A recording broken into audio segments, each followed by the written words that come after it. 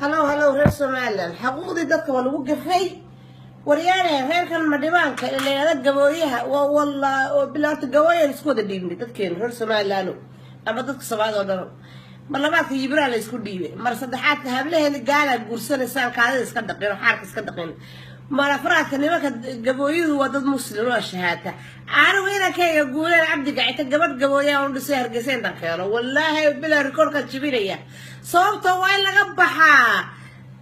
qabiil waa laga baxaa dadkan ma wasakh baa ku taala ma nacdal baa ku taala ma xumaan baa ku taala waa dad inaga inoo eeg waa dad sagaal bilood ku dhashay waa dad bilaadanimada yaqaan inaga bilaadanimo fiican war supermarketada markaanu marayno horta markaan ka hadlo anigu rootiga waa iska gadanaa laakiin waxay eegaan qaasirka ta ku jira saliideeda eegaan iyaga inaga muslisan iyaga inaga fiican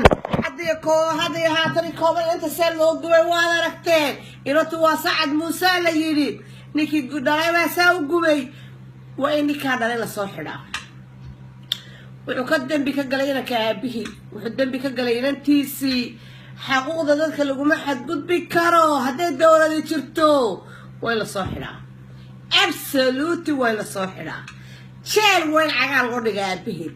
وإن النقص كله قصي دير المحكمة اللي صارة قبل السوق عماه وقومي عقاها وقومي وروح ذا وقومي وضد ذلك اللي سبق لي إيران كيك استراليان كأه إيران بصومالي قابقون إيش هذا اللي قبل قبويان ومرد الصيو دامي برقر هذا يا ولي بقى isagoo reer gacayta oo faam istadi daleen halka uga dhisaya rekoorka weyn jabiya sababtoo waxa weeye waliba u soo kacay Australia u keena sababtoo waxa weeye waa laga baxay waxaad wadaan war Australia ru joognay midgaan malaha oo yibir malaha oo qurun malaha hibiro yes Israa'iil baale waryaanaheen midgaan malaha oo qurun malaha oo gabooyo malaha waxba malaha oo dadku waa isku mid oo dadku waa isku same war saqajaanimada iska daaya iyo qurnimada ku socotaan yaa isaaqow iska dhaafa dawladdan xubin meesha ka jirtana xuquuqda dadka ilaalinayn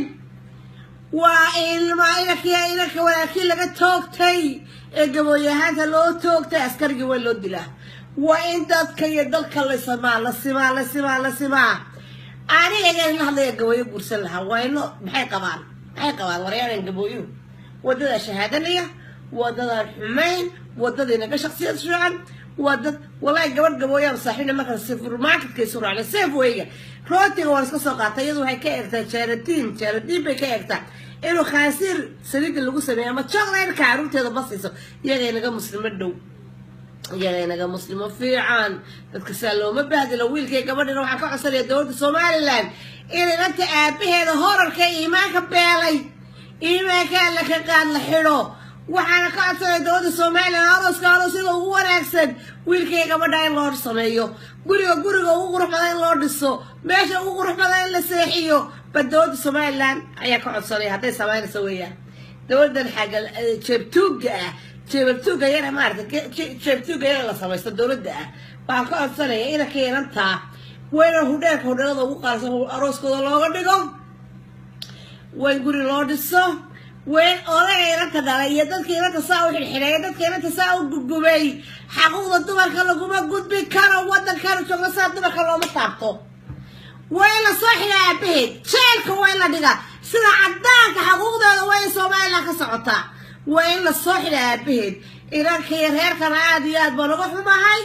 عاديات بنروح سبورة يدك الجوية إلا حماية إلا كلا صار يقدر ده ينتاز الصالون جوالي وده كان على اللي هاجر وريانا تركوا حقوق كيمي قوايو كيمي وطبعا يسوش يقرأ وريانا نساقوا قوايا أول بعد وده كيالها يبرها لها دلك الصومالي وردن يبري وين خفيدنا وريانا انت جايستا ومدها النبات قلي ومدها روس كودا الله سوي وريا كين انت وضيع بهل وين تشيل قلي تشيل وإلا حنا نيك سعد موسى انت تساقوا قلي تعالك وريا وتشرا قوايا يهودي طارا معها قال قبلنا الجورسده أور على ولا شيء قال قال بقى ولا شيء وريانا ما لقى شغله بدأ وريانا أفريقيا كيف الجورسده يا قال كيف الجورسده يا شباك كيف الجورسده والقوايا ما يقوا ورينا الصومالي قاضي الصومالي وشهادة ليه واربال شركة ما تغيا الصومالي أنا يقدر يسكن في بال شركة ديك ولا سمتيك ولا مريا arooska ugu wada aabaheed waa in la soo xidhaa inantaas waa in la soo xidhaa faamiligeeda oo dhan jeelka loo taxaabiya aabahood wasooyin wasalaamu calaykum bye bye